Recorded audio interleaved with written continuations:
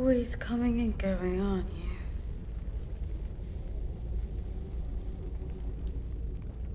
And I have to clean up afterwards.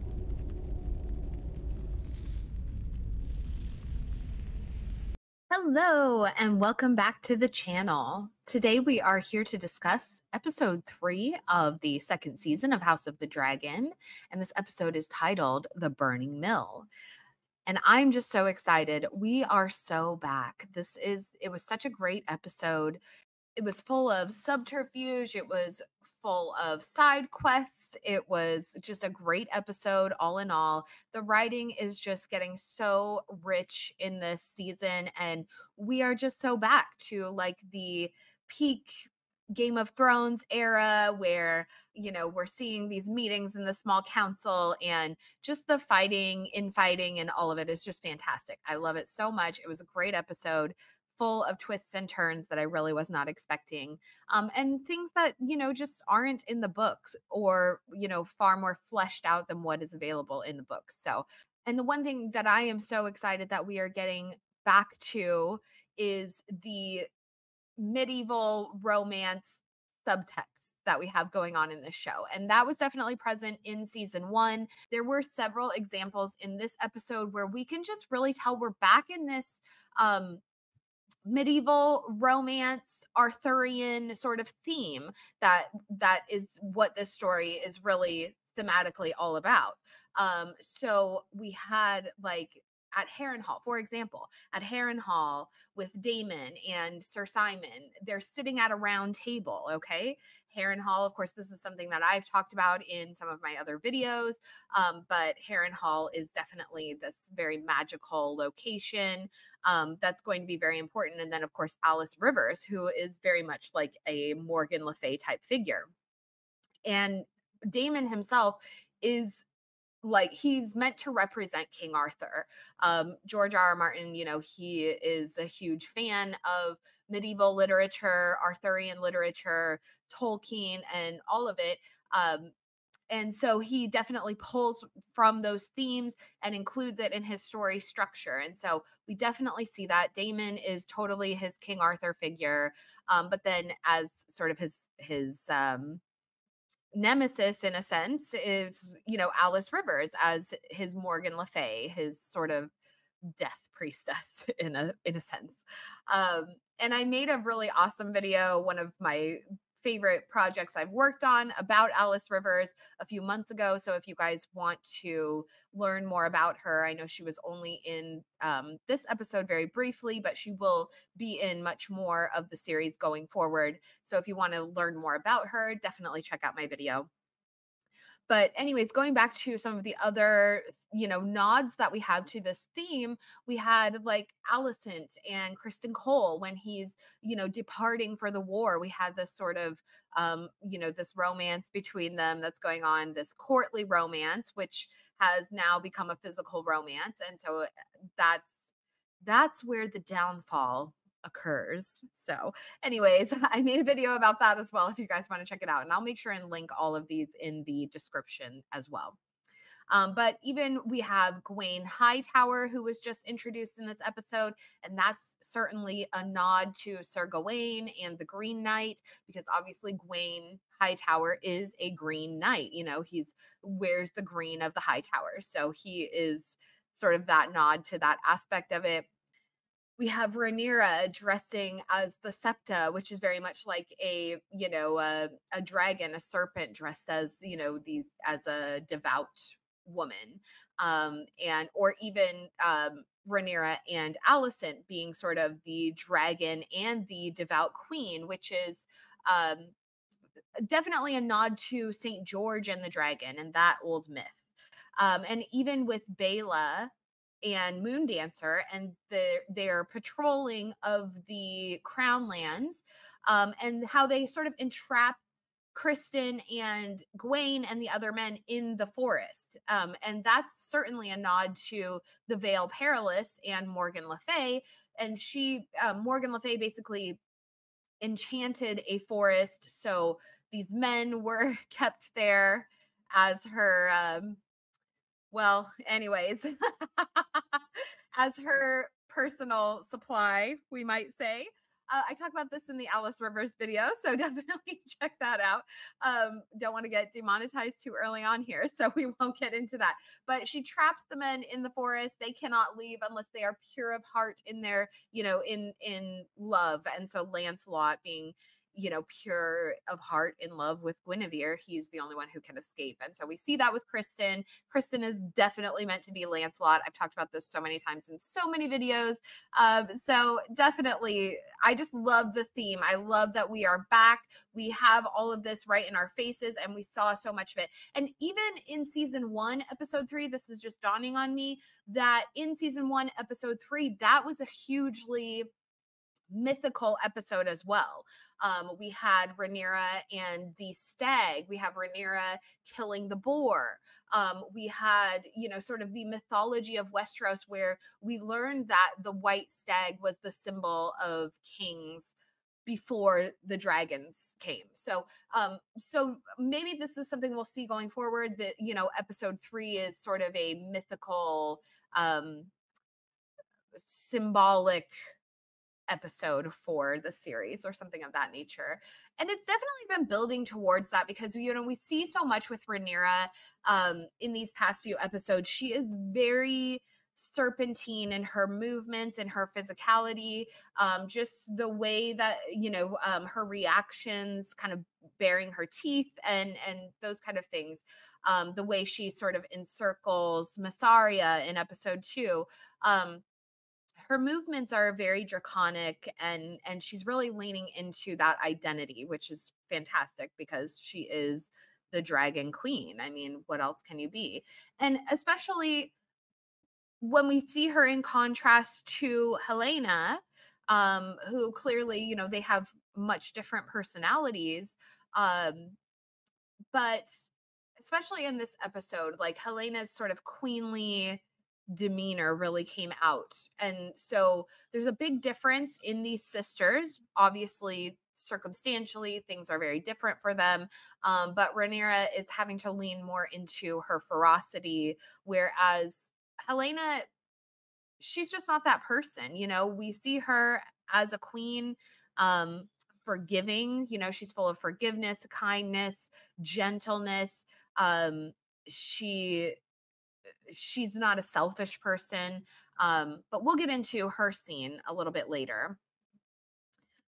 So let's go ahead and get into it. So, to start out with, we have the battle at the Burning Mill, which is between the Brackens and the Blackwoods. And these are two houses from the Riverlands who have sort of an age old enmity between them.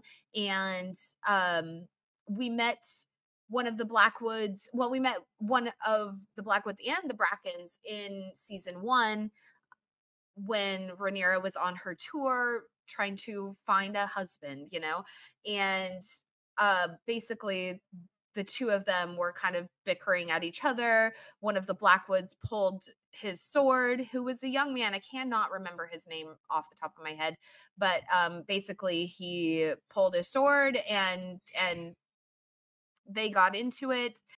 So we can really see that they have this sort of age old enmity between them that is it's a blood feud in a sense, but it's also a lot about property lines and that kind of thing. As we saw in this episode, the Blackwoods were accusing the Brackens of moving the stone boundary lines, that like signify where the boundaries are in their land. And so that's kind of the basis of their beef, I guess we might say, is that's kind of what it all comes down to. But of course, things have happened, people are killed, fights ensue. And so it's just constant between these two. But the big issue between these two families is that they host the largest armies in the Riverlands. So the Blacks and the Greens want them on their sides. They're equally valuable. The Blackwood side with Team Black, with Queen Rhaenyra. The Brackens side with the Greens.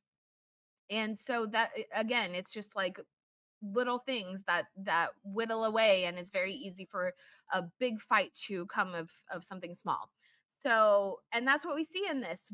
we see it cuts from these two boys. I mean, they're young men, they're challenging each other, and then it cuts to the aftermath, which is of hundreds of dead soldiers lying across their lands on either side of this river that cuts through the middle. And so, what I really felt like this signified, because this was the opening scene of the episode, is it kind of basically was foreshadowing for what happens in the end of the episode between Rhaenyra and Alicent, where bridges are burnt. You know, it's gone too far. As Alicent says, you know, we're too late. She's too late.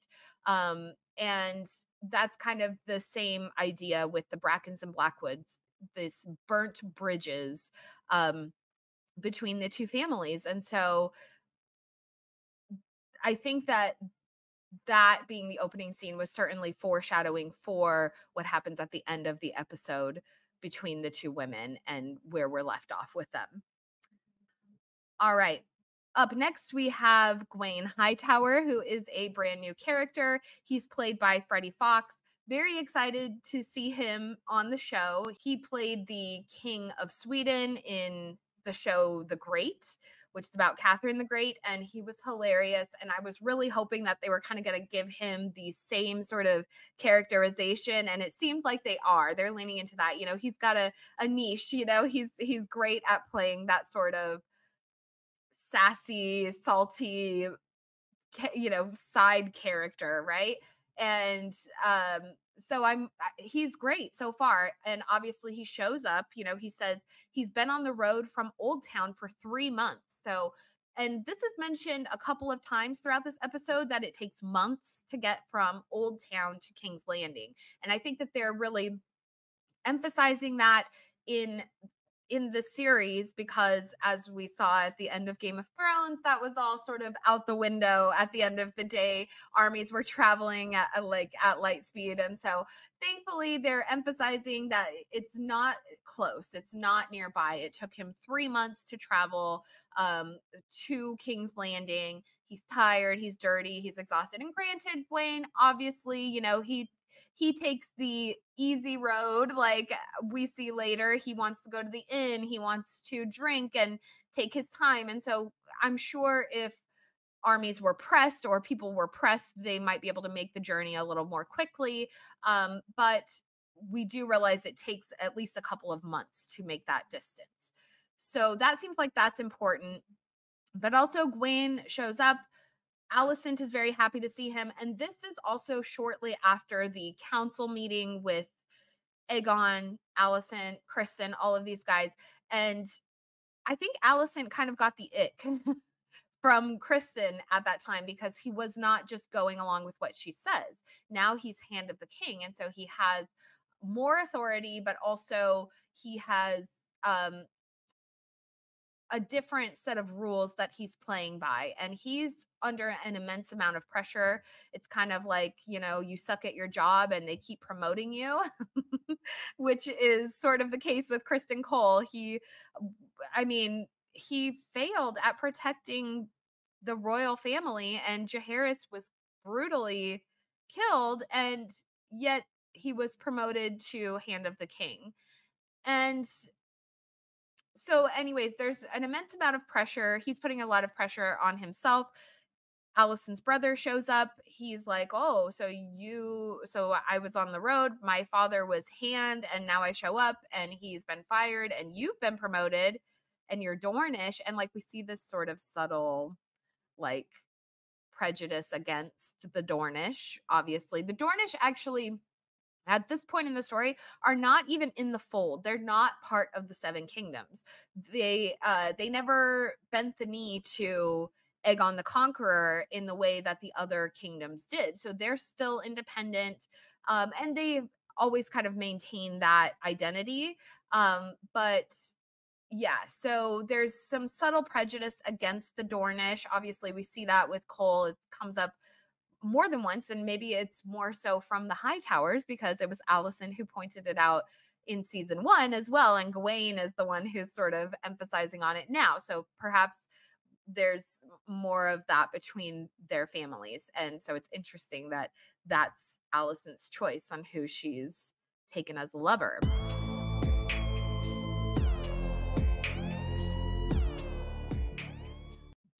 But Alicent decides to send Gawain with Kristen's retinue, which again, we're getting ahead of ourselves. And Kristen's like, "Oh, we're full," and Gawain's like, "No, it's fine. I'll come along." And so, and Alicent basically insists her brother is going to be going along with Kristen on his sort of errand that he's on.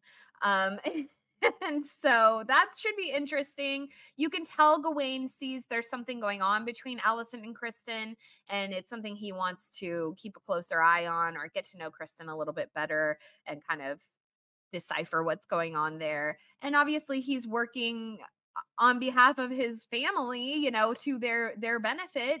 Um his father just lost his job. He's been the hand to three kings. So what does Kristen have that Otto doesn't is kind of where he's at. And I want to point out also that Freddie Fox is so well cast as the son of Otto Hightower. He really looks so much like him. So I think that's worth pointing out, as are all the casting in this series. It's excellent, especially the time jump and the age differences and all of that. And that'll come into play later in this episode because we had a one of the younger characters make a triumphant return to freak out Damon. So while we're on the subject, yeah, basically in King's Landing, Aegon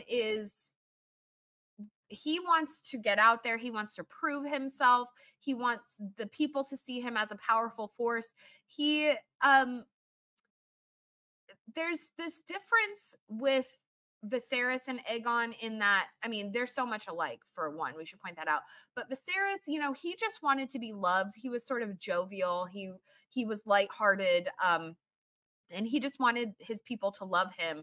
Whereas Aegon has that in him, but it's more so that he just doesn't want to be hated.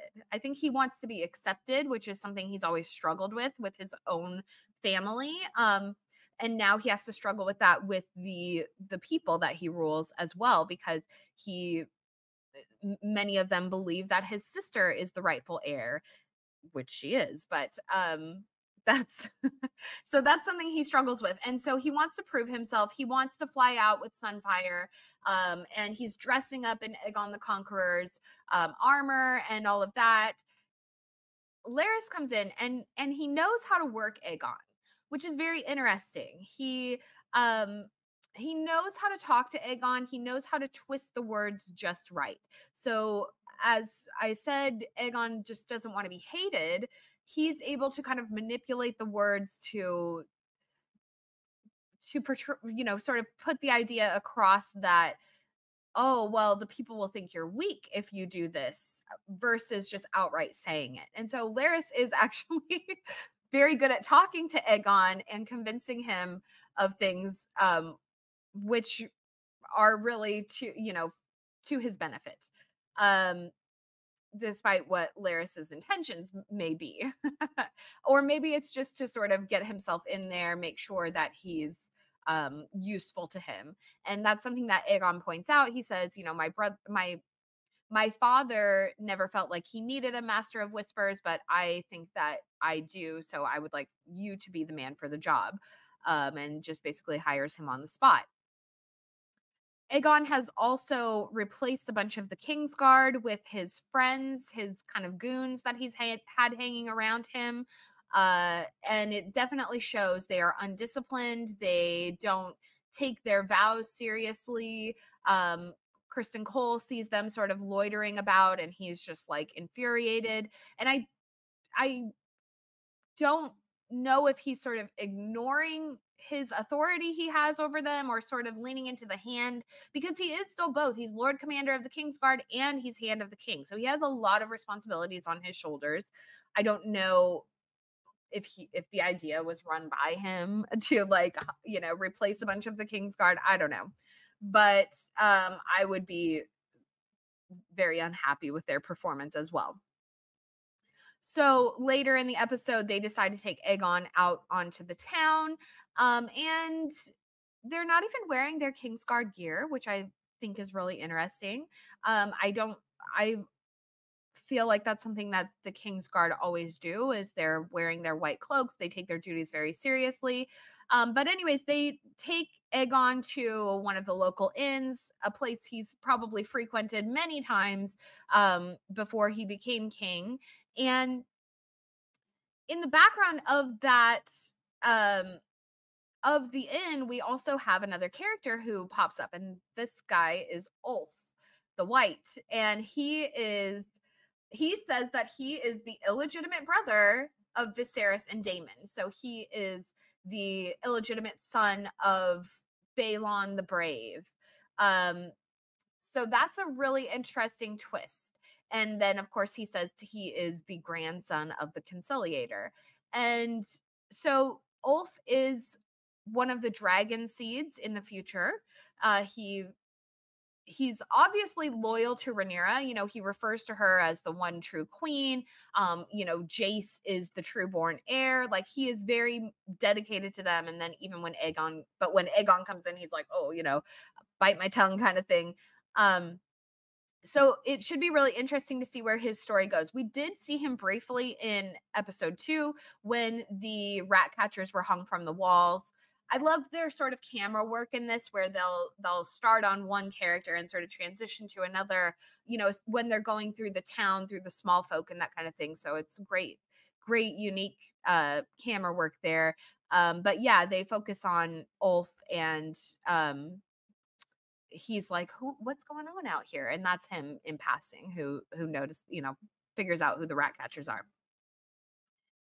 We also very briefly saw Diana make a quick appearance. Diana was in season 1. She was the unfortunate victim of Aegon's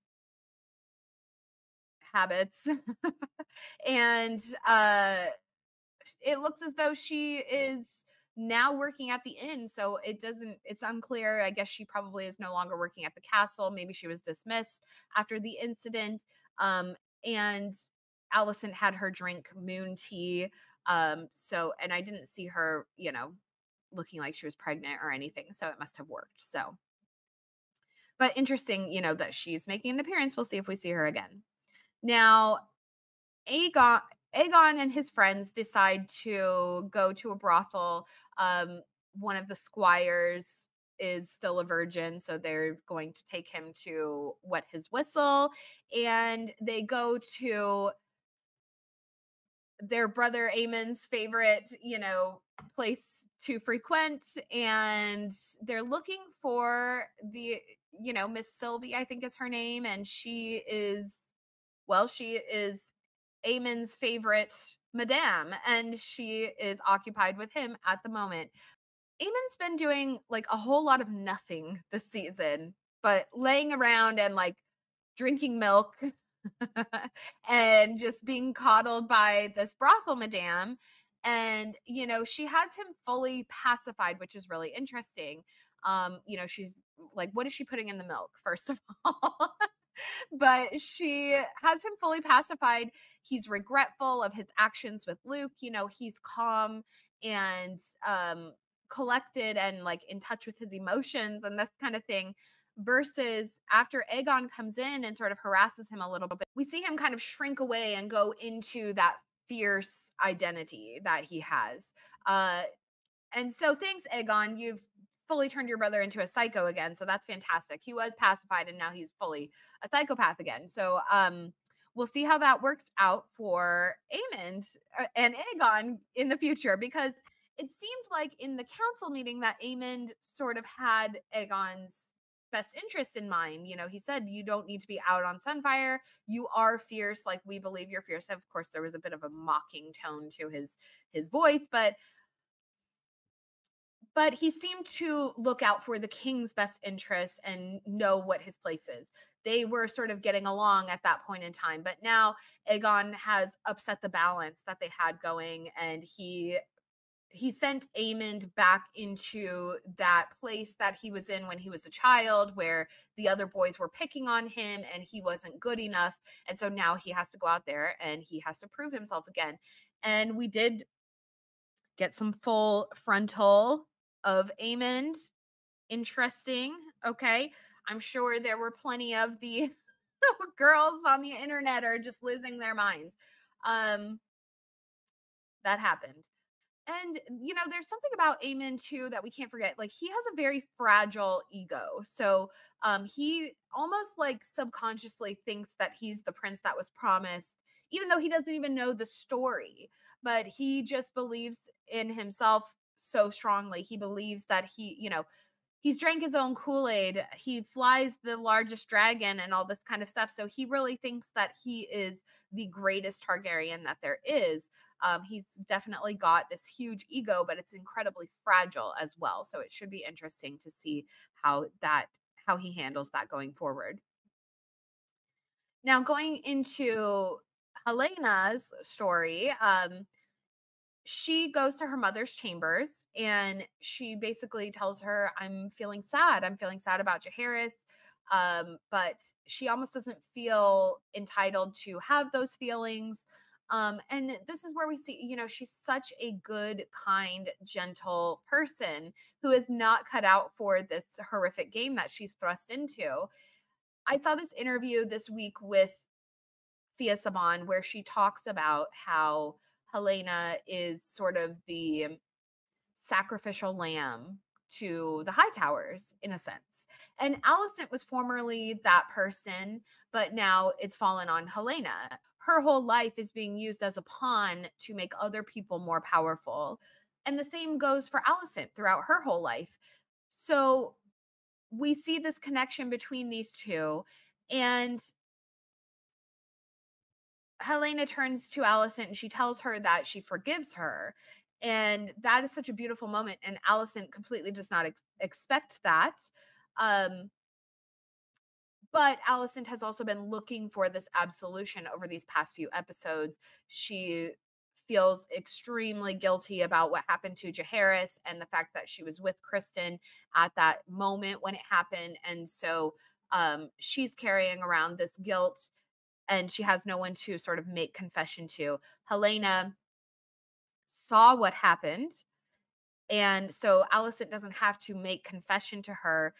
Helena just recognizes that her mother is carrying around this incredible guilt and she decides to offer her forgiveness to her to give Alicent the gift of absolution. So whether that's something that Helena just sensed out of her good nature or if it was something that she sensed with her foresight, unclear, but she's definitely empathic enough to sort of realize that about her mother and recognize the guilt that she's carrying around on her.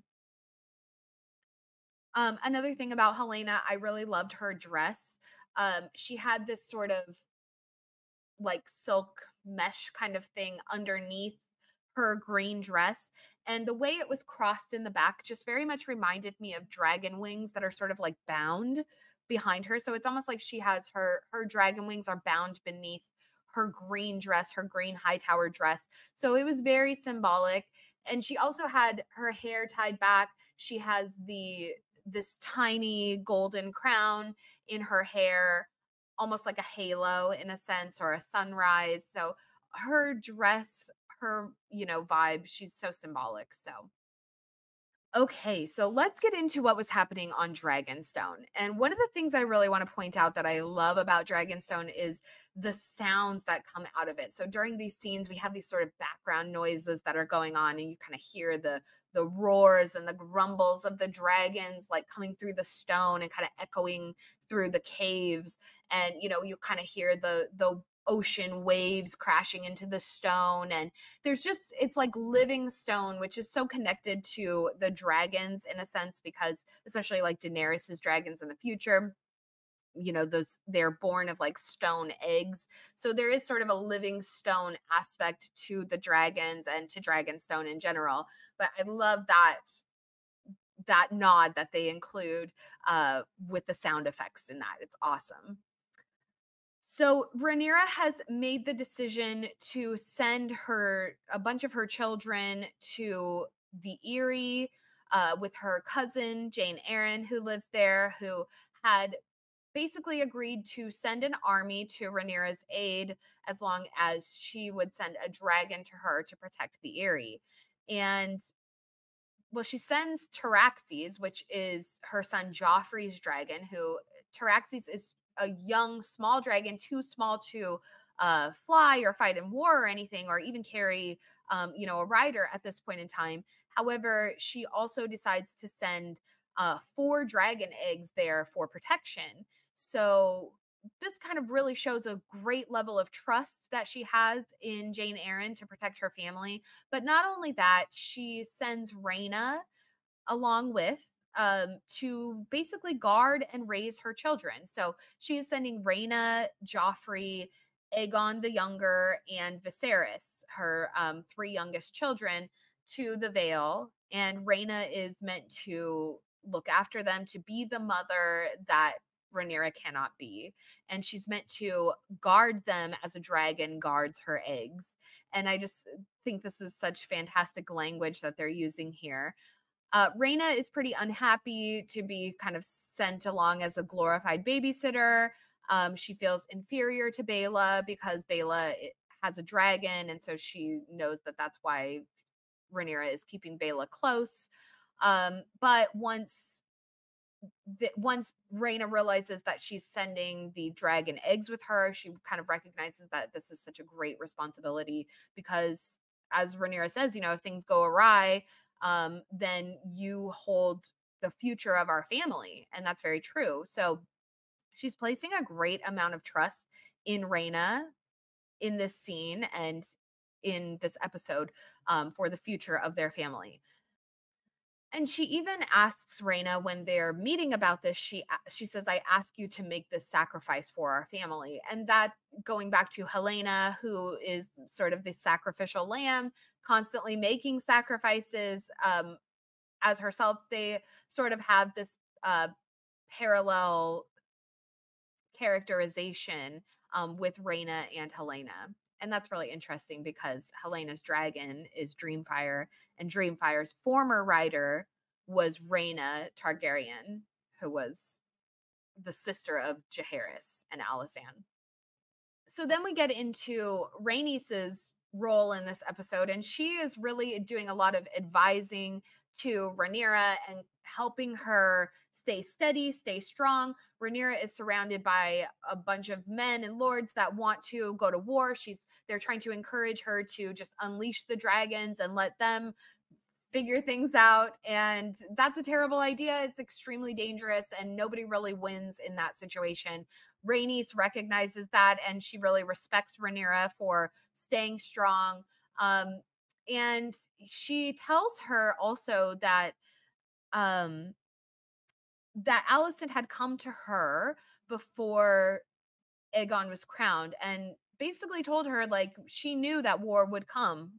This would be the outcome of the situation, but Alicent does not want to go to war. She knows that would be extremely dangerous and people would die, and it's not a good thing. It's a terrible thing. And so Rhaenys was trying to encourage Rhaenyra to maybe contact Alicent, to write to her, see what they can figure out to try and avoid violence in the war. At first, Rhaenyra is resistant of that idea. She's like, no, but later she thinks about it a little bit more, and um, she reflects on that. She finds a letter from Alicent Hightower that she has been ignoring, avoiding reading, and kind of the combination of those things makes her come up with a different idea. So, but we'll get into that.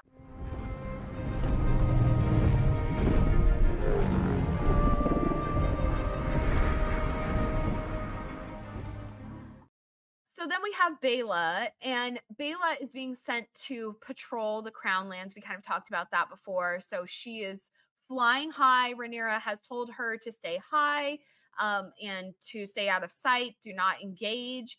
And so Baela does all of those things. She stays high until she sees them. Of course, she wants to go down and take a closer look.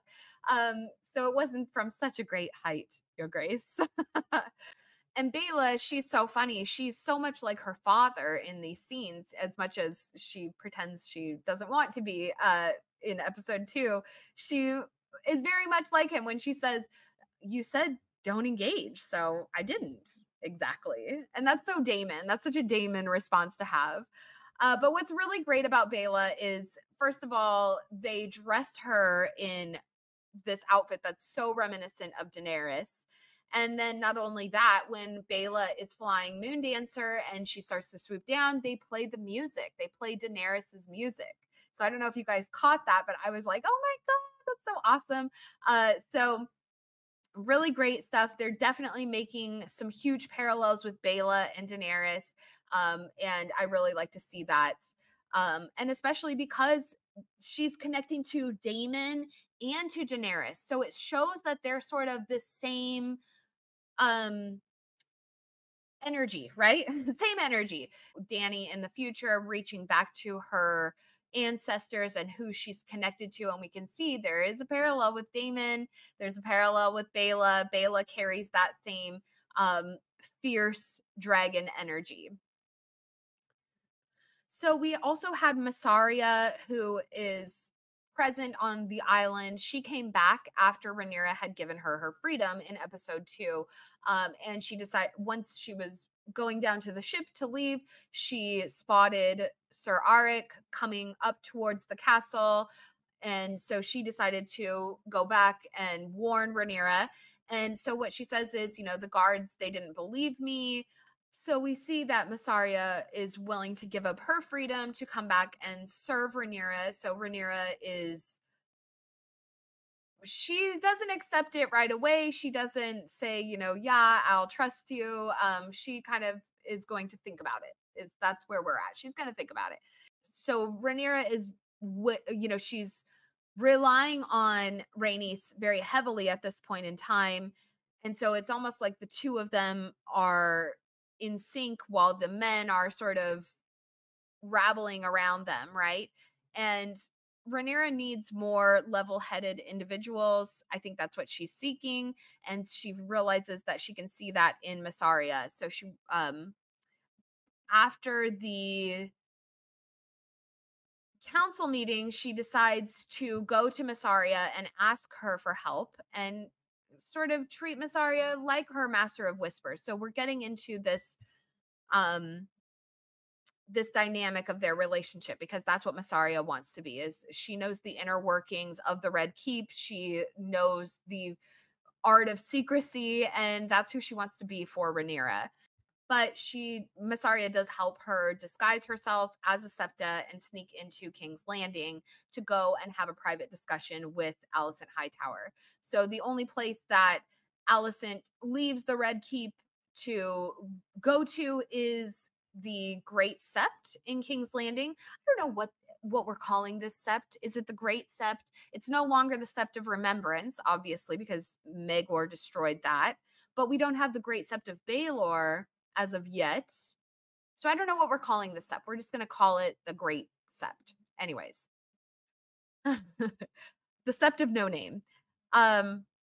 I digress. So Alicent, she goes there to pray daily. We've seen her several times in there praying. And Rhaenyra disguises herself as a septa. She has one of her Kingsguard attend her. They get into the city. She sort of just walks right in and walks right up to the queen. And I love this moment of Alicent just being like annoyed that there's someone so close to her while she's trying to pray. But it's actually her septa. It's her own personal septa. It's Rhaenyra. And so Rhaenyra, she crouches down next to her. She pulls a knife on her and she's like, if you don't, just don't scream kind of thing. And they're both like, what's the plan here? So kind of a humorous moment. But Rhaenyra, she becomes so vulnerable in this moment with Alicent. We really see it in her eyes. And the two of them together, they are so interwoven. They know each other so well. They have this love for one another that will never dissipate. And has only become more and more complicated. And the last time that they had seen each other, Alicent told Rhaenyra that she believed she'd be a great queen. And so it's a very confusing situation because they had left on such good terms and then things happened and now here they are. they each have dead children. There's blood on their hands. Um, there's a war looming, and Rhaenyra is trying to do whatever she can to avoid that. And she believes in her heart, and she said this so many times, that Alicent is incapable of murder. She's incapable of atrocities. This isn't in her nature to be a sort of villainous person.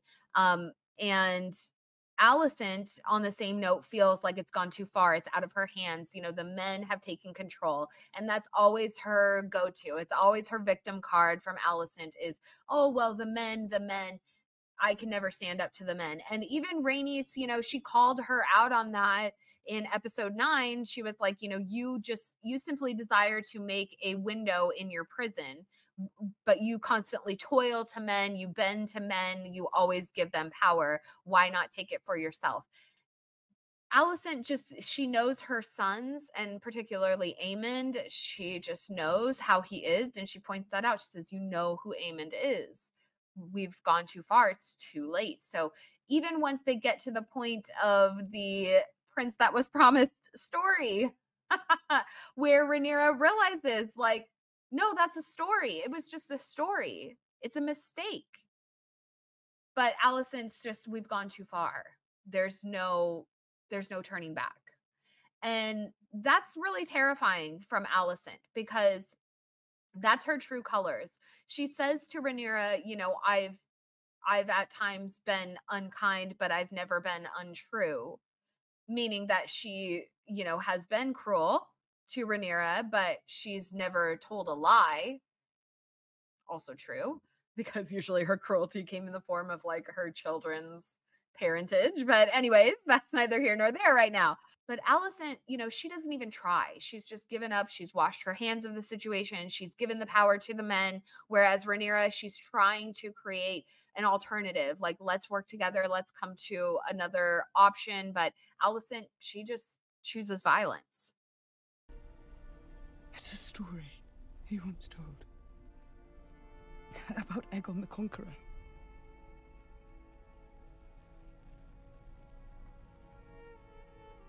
The Conqueror.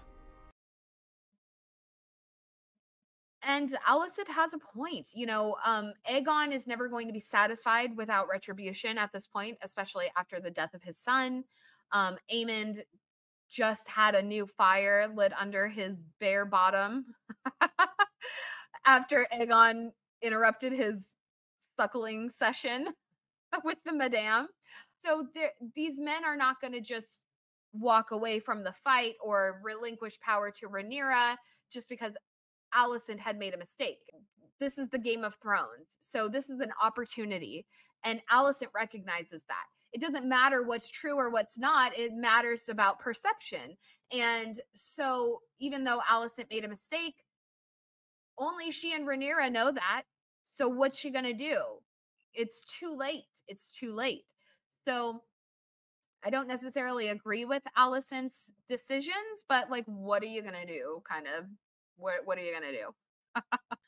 Okay, so now we're going to get into the most exciting part of the episode, which is what happens at Harrenhal. And of course, I am a huge Harrenhal nerd.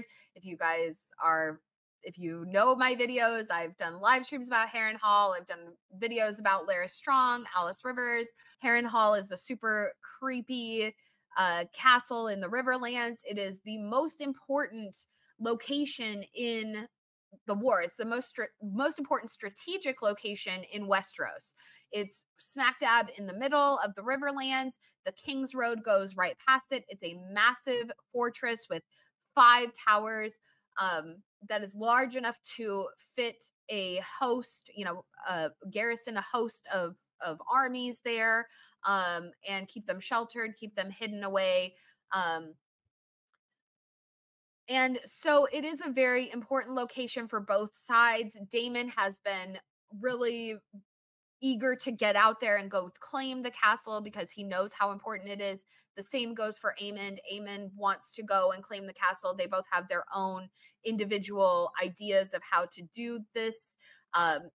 Daemon wants to go quick with his dragon, just go claim the castle and figure out the rest later. Whereas Aemond is a little bit more strategic. He wants to take a host and fly Vhagar with the host. So then once he gets to Harrenhal, they're settled within, but that's going to move a lot more slowly versus Daemon's plan, which is, could be very quick. He can get there with his dragon very quickly. So there's this game of balance here, right? But Daemon decides he goes to Harrenhal and he's kind of expecting more than what he finds. He gets there and there's just no one there. It's dark. It's pouring down rain. There's not really any soldiers around. And there's no sort of entrance grandiosity, for him. There's no hosts or anything like that. They're just inside eating dinner, and Daemon can find them at his own volition. And that could take a long time. Harrenhal's huge, so that could be very interesting. But so he's creepily walking through the castles. He's got his sword out. He's ready to fight. And he was, I think, expecting more of a confrontation than what he actually got. And so once he finally comes across the one first guard out there, he just punches him in the face, goes in to the dining chambers where they're all seated, and he basically says, "I'm claiming Harrenhal." And I'm sorry, I just laughed. It was just so funny because he is such like a little boy, is what it reminded me of. He's playing soldiers. He's dressed up in his armor. And granted, Daemon looks badass. Don't get me wrong. He's got his dragon. I love Caraxes. I love Daemon. He looks awesome. He looks awesome in his armor. He looks very fierce. But he shows up. There's no confrontation. They're just like, okay. And he's like, "I'm claiming Harrenhal." He's just full of his own, he's high on his own supply in this situation. He just cracked me up. So it's very, King Arthur of him. But Sir Simon Strong, who is the uncle of Lionel Strong, who was the father of Larys and Harwin and the former hand of the king to Viserys, he just bends the knee and he's like, "Yeah, sure. Okay. Take the castle. Fine by me." They have no loyalty to Larys at Harrenhal. They, in fact, think he sucks entirely. They believe him to be the source of the fire that killed Lionel and Harwin. And he even says, it's incredibly difficult to light fires here, even in the middle of summer. It's just a damp, wet place. And they tell Daemon that he's welcome there, that he's most welcome there. So it is interesting, this dynamic between Larys and Sir Simon in particular. One thing I noticed that was notable is that when Sir Simon bends the knee and the other members of the household do as well, they all get down to bend the knee to Daemon. The one person who does not is Alice Rivers, and she's standing in the background, literally standing in the background. And she is the illegitimate sister of Larys and Harwin, the supposed bastard daughter of Lord Lionel. And she is a wet nurse and a healer, but she's also a witch. And she is such an awesome character. I've been waiting to see her. She's my number one character that I was the most excited to see. So of course I was just losing my mind. So Alice, she's the one who did not bend the knee to Daemon, and that's really interesting. And so Daemon, he's very uncomfortable in his chambers. And I love this because it's so not conducive to like dragon environments. The dragons, they like their caves, but they like warm, warm, dark, hot places, fires, that kind of thing, versus Harrenhal, which is just stony and rainy and cold and damp. And, in Daemon's chambers, the roof is leaking all over the place. It's just very gloomy, not the right climate for a dragon. And he has his chamber doors barred with 2 swords, Plus he has Dark Sister like on his person. So somebody starts trying to get into the room, and it's very spooky in these scenes. It's dark in there and everything, and they're really pounding on the door, so very horror vibes going on. And so finally Damon goes up, he unbars the door, he goes out there, and there's no one there. And so he's kind of wandering through this castle, and this was very reminiscent of Daenerys in the House of the Undying. He goes into a door on the left. Okay. And what does he see in there but a vision of young Rhaenyra? And hey, shout out Millie Alcock back on the cast. It was awesome to see her. But what is she doing? She's sitting there. She's sewing up the neck of little Prince Jaehaerys, who Daemon is ultimately responsible for his death. So he's seeing these visions. It's very haunting to him. And he drops his sword. And then he kind of in the blink of an eye, he's standing before the Godswood heart tree, the weirwood tree in the Godswood at Harrenhal. And Alice Rivers is standing behind him. And he turns around and she says, "You'll die in this place." And so it was fantastic. I loved it. I loved it. It was so spooky, so awesome. She just walks away. She's like, "Hey, I'm a death priestess. You're going to die here, straight up. I see it." Like, she saw his death the moment that she saw him. Geeta Patel, who is one of the producers, she said that Daemon really needed to be touched by something that's more powerful and spiritual, in order to believe in something greater than himself. And that's true. Like, Daemon, he's not a spiritual individual, which is really interesting because he rides a dragon. And so to him, that's completely normal. That's a symbol of his power and his ferocity. To him, it's not a symbol of like any sort of mythical anything, which is really interesting. He has like this total lack of spirituality, or belief in any higher power than anything than himself. And he's so obsessed with the legacy of the Targaryens and the Valyrians and constantly learning about this different information about them that he can't put any other sort of spirituality on that same level. He can't fathom that. He cannot fathom that idea. But what's really interesting is, the Valyrians are obviously, they're from Essos. They're from a completely different continent. And the Targaryens are like immigrants from that place, versus the magic of Westeros, which is clearly connected to the werewoods, the old gods, the green men, and the Isle of Faces. And the Isle of Faces is located in the God's Eye Lake, which is right outside of Harrenhal's walls. So, and we actually see that the heart tree, the Godswood tree, is right there. So there's a wall, it's walled around it, but right on the other side is the lake, the God's Eye Lake. So, and I just knew that was how it was going to be. I actually have talked about this in my Alice Rivers video, but yeah, I just knew it was going to be right there, because I also think that later in the story, that tree absorbs some of the blood and the sacrifices that come from the God's Eye Lake itself.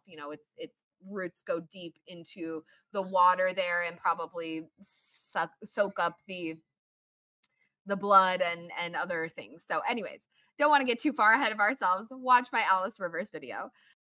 So we really see this with Daemon, where he almost feels invincible in a sense. He probably has never even sat and fathomed his death. He's probably never sat and contemplated his mortality, right? He believes that he is the ultimate power because he has this dragon.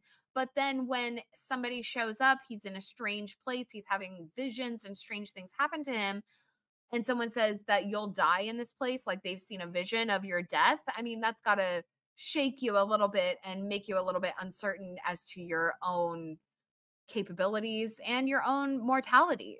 And it may just be that that's not something that Daemon's ever contemplated. because nothing's ever shooketh him in that way. So leave it to Alice Rivers. That's my girl.